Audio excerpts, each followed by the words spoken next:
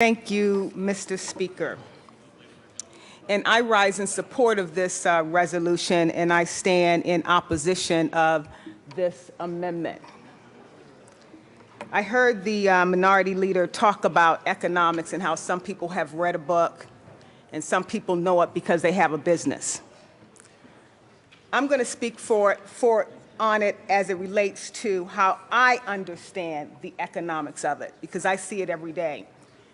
I represent House District 42, which is in Aurora, which is part of Colfax, and there's an RTD line. It's the number 15.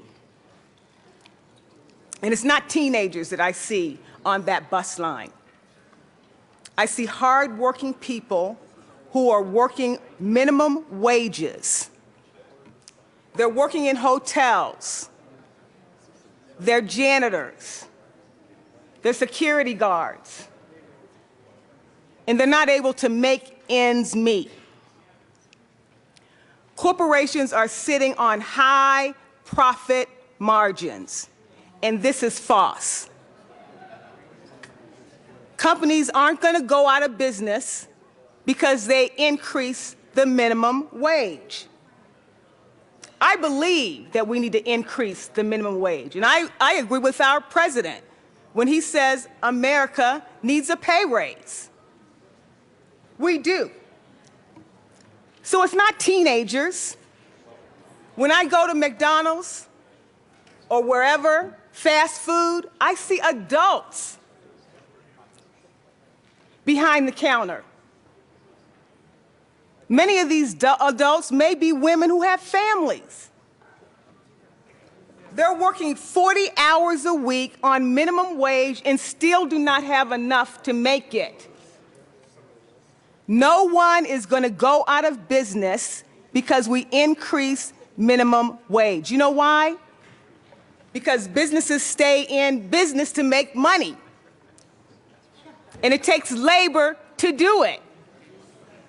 And when you pay your employees more, the climate and the culture that you have will stimulate the growth of that business.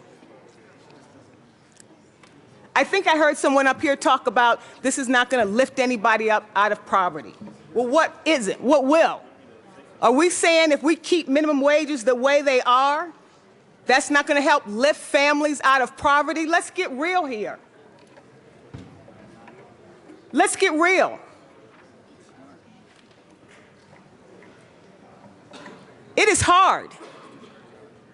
It is truly hard to make it in today's times. Many of these people who are making minimum wage are probably having to pay back a student loan.